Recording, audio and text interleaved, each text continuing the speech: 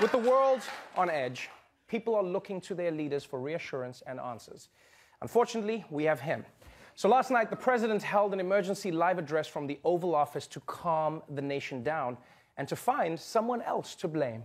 Breaking news, tipping point. President Trump addresses the nation on the coronavirus pandemic, using just his second Oval Office speech to announce the U.S. will suspend most travel from Europe. The European Union failed to take the same precautions and restrict travel from China and other hotspots.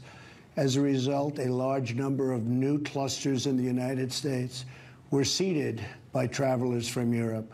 This is the most aggressive and comprehensive effort to confront a foreign virus in modern history. Okay, first of all, it isn't a foreign virus. It's just a virus, okay? Trump makes it sound like Corona doesn't speak English.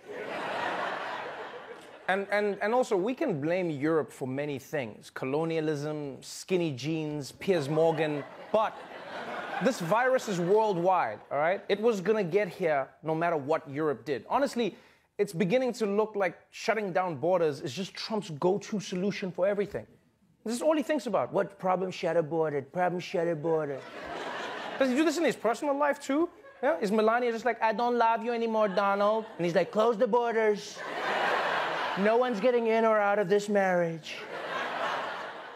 Now, Donald Trump's presidential address turned out to be as calming as a pack of fireworks dropped into a bag of cocaine, because not only did he surprise everyone with this announcement, but it turns out he almost got everything wrong. President Trump ramping up his response to the coronavirus outbreak, but instead of reassuring the public, he caused more confusion than calm, like this statement. We will be suspending all travel from Europe to the United States for the next 30 days. The Department of Homeland Security quickly clarifying, assuring the travel restrictions will not apply to U.S. citizens, permanent residents, and some of their family members. The ban instead would only apply to foreign nationals. Trump caused more uncertainty when he said the restriction would apply to trade. And these prohibitions will not only apply to the tremendous amount of trade and cargo, but various other things. But Trump took to Twitter to clear up that statement, writing, "It is very important for all countries and businesses to know that trade will in no way be affected by the 30-day restriction on travel from Europe. The restriction stops people, not goods." President Trump further jumbled the message when he addressed the health care costs associated with coronavirus. Earlier this week, I met with the leaders of health insurance industry who have agreed to waive all co-payments for coronavirus treatments.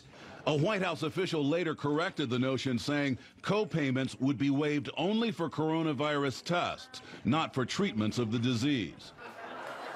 I'm sorry, but this is unbelievable. Like, I would understand if Trump made mistakes, right? If this whole thing was off the cuff, but how is it possible to get so many things wrong in a pre-written speech? This is crazy. Watching an Oval address shouldn't be a game of two truths and a lie. He's just up there like, the coronavirus is very dangerous. We need to be vigilant. And my babysitter growing up was Kareem Abdul-Jabbar. God bless America. And this misinformation that the president spread, it caused actual chaos, right? The European travel ban doesn't include American citizens, but that's not what Trump said in his speech. So Americans who are on vacation in Europe rushed to the airport in a panic to fly home before the ban took effect. Yeah, there are even reports of people shelling out thousands of dollars for a last-minute ticket because they were panicking. Yeah, and then the ones who couldn't get them, they just hung off the airplane like one of those trains in India. Trump caused so much confusion that even the coronavirus was probably like, okay, wait, can I fly to America or not? Like, I'm just gonna call Delta. I don't know what's going on here. So just to be clear, Americans can fly home from Europe, which if you think about it means they could bring Corona back. Yeah, it's not a fail-safe, because Americans always bring something back with them whenever they come from Europe. Yeah, it's a thing they do, whether it's a disease or a dumb new way to say croissant. Yeah, it's a croissant, okay? You're from Philly, calm down. And another thing that doesn't make sense is that although Trump banned travel from Europe, he didn't ban flights from Ireland and the UK. And when Trump was asked about that today, he gave one of the strangest explanations of all time.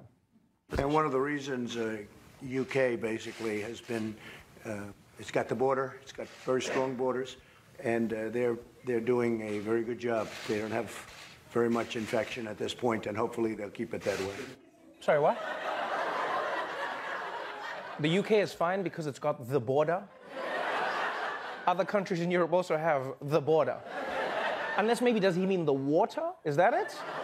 What, does Trump think the coronavirus doesn't know how to swim? Because that's racist. And also, I can't believe I'm saying, it's not true. The UK and Ireland have more corona cases than many of the countries on that list that is banned. So, let's just be real. The reason the UK and Ireland are exempt is probably because Trump owns golf courses there. Yeah. No, that's what I think. You know, if Iran thought about it, they would just put a Trump golf course in Tehran. Yeah, they'd have a nuclear deal tomorrow. Trump would just be like, now you're enriching me and uranium. It's a win-win. Win-win. So look, I'm not going to sugarcoat it. President Trump's Oval Office address last night, it was an absolute disaster. All right? But there was a silver lining. Because you see, for some strange reason, the cameras were recording Trump before he gave his address. All right? But he didn't realize it was rolling. And so today, we got to see the real Trump when he's not acting presidential. And honestly, this was pure comedy gold. You want to do this for me, Alex, please?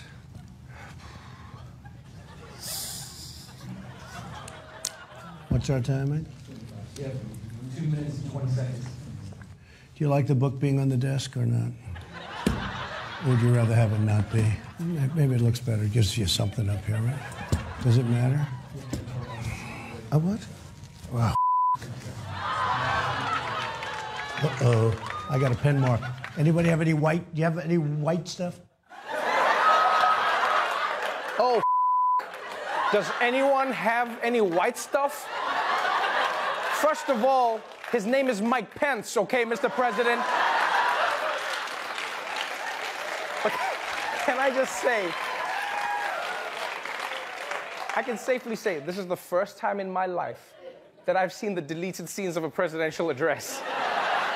Like, America's downfall might be scary, but you gotta admit, the bloopers are hilarious, you know? And it was really weird hearing a president in the Oval Office say, oh, although I guess now we know what it sounds like whenever he gets a call from Eric. Ah.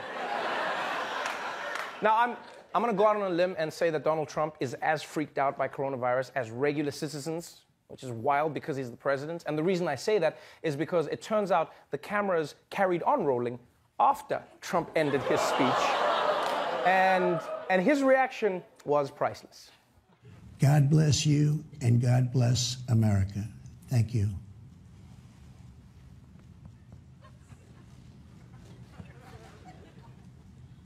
We're clear. Okay. Okay. Yeah.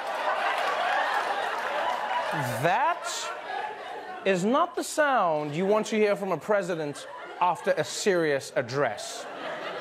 Right? FDR didn't reassure the nation by saying, the only thing we have to fear is fear itself. Okay, Daddy needs a margarita. Can I get a margarita?